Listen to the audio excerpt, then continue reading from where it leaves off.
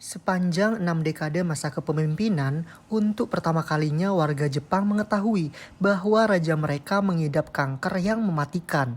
Di penghujung riwayatnya, Hirohito tercatat sebagai kaisar Jepang yang paling lama hidup, mulai saat mereka memetik keberhasilan restorasi Meiji, lalu hancur digempur sekutu, hingga akhirnya bangkit menjadi kekuatan ekonomi terbesar kedua di dunia.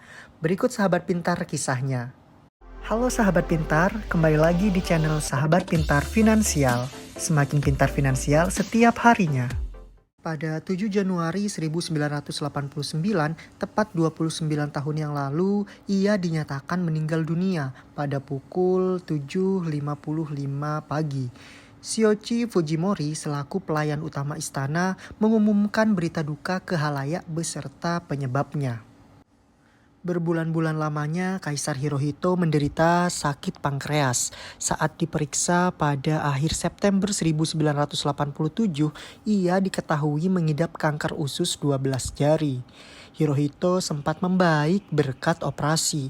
Namun beberapa bulan kemudian, ia tiba-tiba kolaps. Tim dokter menyatakan sang kaisar ternyata masih mengalami pendarahan internal. Kondisinya tak pernah membaik. Sepanjang 6 dekade masa kepemimpinannya, untuk pertama kalinya warga Jepang mengetahui bahwa raja mereka mengidap kanker yang mematikan. Di penghujung riwayatnya, Hirohito tercatat sebagai kaisar Jepang yang paling lama hidup dan paling lama memerintah sebuah monarki.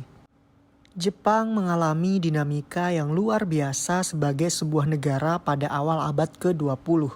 Di masa itu pula Hirohito mulai menggenggam tahta. Bersamanya negeri matahari terbit bangkrut akibat perang besar hingga akhirnya bangkit lagi dan menjadi salah satu adikuasa ekonomi di dunia. Beberapa sejarawan termasuk penulis buku Hirohito and the Making of Modern Japan di tahun 2009, Herbert menggambarkan Hirohito sebagai sosok yang reputasinya melebihi kepala negara. Ia adalah keturunan Dewa Matahari Amaterasu, personifikasi bangsa, pemimpin spiritualitas negara dan juga simbol persatuan rakyat Jepang. Hirohito juga diharapkan menjadi teladan atas sikap tanpa menyerah yang melekat di benak setiap warga Jepang, terutama para prajuritnya. Daripada kalah atau menanggung malu karena ditangkap musuh, prajurit Jepang lebih memilih mati atau bunuh diri, sebagaimana dicontohkan para samurai dengan ritual seppuku atau yang lebih dikenal lagi yakni harakiri.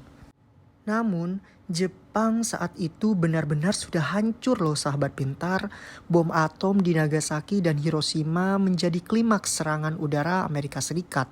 Barang kebutuhan langka, inflasi melesat naik, transportasi lumpuh, industri mandek, ekonomi compang-camping, belum lagi dengan ancaman serangan dari Uni Soviet usai dipatahkannya Fakta Netralitas kedua negara. Pada tanggal 15 Agustus 1945, Kekaisaran Jepang membagikan pengumuman melalui jaringan radio yang mampu menjangkau para tentara yang sedang berada di koloni, langsung dari mulut Hirohito sendiri. Di hari itu pula, sebagian besar warga Jepang untuk pertama kalinya mendengar suara sang kaisar. Nadanya tinggi dan juga kaku. Ia memakai bahasa Jepang klasik yang lebih susah dipahami orang awam. Tapi pesan utamanya sangat jelas loh sahabat pintar bahwa Jepang menyerah kepada sekutu. Deklarasi tersebut sebagai faktor utama yang membentuk Jepang hingga hari ini. Cinta damai, anti perang, menjunjung tinggi kemanusiaan. Kondisi yang ideal meski harganya adalah harga diri Hirohito yang mewakili harga diri seluruh warga Jepang. Beberapa sejarawan juga percaya bahwa Hirohito lah yang bertanggung jawab langsung atas kekejaman tentara Jepang, baik di Perang Cina-Jepang Kedua maupun di Perang Dunia Kedua. Argumen mereka didasarkan pada konstitusi era Kaisar Meiji yang menyebut bahwa kaisar juga berstatus sebagai kepala angkatan bersenjata di Jepang. Oleh sebab itu, banyak yang beranggapan bahwa Hirohito dan beberapa anggota keluarga kekaisaran semestinya diseret ke pengadilan internasional atas dasar kejahatan perang.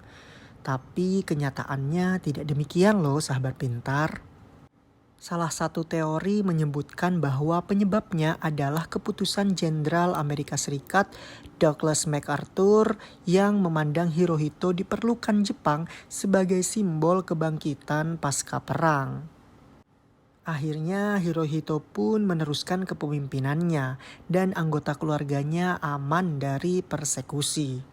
Meski demikian, sahabat pintar, ada perubahan status dari kaisar yang berdaulat sepenuhnya atas Jepang menjadi hanya pemimpin monarki konstitusional.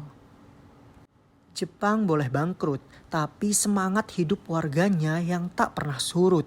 Di tengah usianya yang kian menua, Hirohito juga tetap menjalankan tugasnya selaku pemersatu dan penguat moral bangsa. Ideologi ultranasionalisme dibuang, demokrasi pun disambut. Etos kerja dan kedisiplinan yang menakjubkan membuat Jepang mudah bangkit. Para ahli menyebutnya sebagai keajaiban karena pertumbuhan ekonomi Jepang melesat dalam durasi dan skala yang melampaui ekspektasi dari orang-orang. Robert Crawford dalam Harvard Business Review menganalisa dengan judul Reinterpreting the Japanese Economic Miracle edisi Januari sampai Februari di tahun 1998, di mana ia menulis hingga pertengahan 1950-an ekonomi Jepang mengalami penyembuhan berkat reformasi ekonomi dari pemerintahnya. Investasi Amerika Serikat juga datang, baik yang terprogram maupun karena disetir Perang Korea yang memaksa Amerika Serikat memusatkan logistik dan produksi senjatanya di Jepang. Industrialisasi juga jalan lagi. Hingga awal 1970-an, Jepang mengalami pertumbuhan PDB yang sangat menjanjikan. Konsumsi pun juga meningkat, baik yang pokok hingga yang rekreasional. Atmosfer ini menggerakkan berbagai sektor industri, pemenuhan kebutuhan primer, sekunder maupun juga tersier. Di saat yang bersamaan, proyek infrastruktur terus digenjot hingga ke pelosok-pelosok di Jepang. Memasuki 1980-an, sahabat pintar, Jepang telah memantapkan dirinya sebagai salah satu eksportir tersukses di dunia. Produk kebudayaan modern mereka laris manis di pasar dunia. Pasar saham Jepang pun berkali-kali meraih rekor tertinggi. Hirohito hidup untuk membersamai Jepang melalui periode yang amat dinamis. Mulai saat mereka memetik keberhasilan restorasi Meiji, lalu hancur lebur di gempur sekutu, hingga akhirnya bangkit menjadi kekuatan ekonomi terbesar kedua di dunia, yakni di tahun kematiannya pada awal Januari 1989. Nah, gimana sahabat pintar? Itu tadi kisah Jepang menjadi negara superpower ekonomi dunia bersama Kaisar Hirohito. Semoga kisah Jepang ini bermanfaat ya.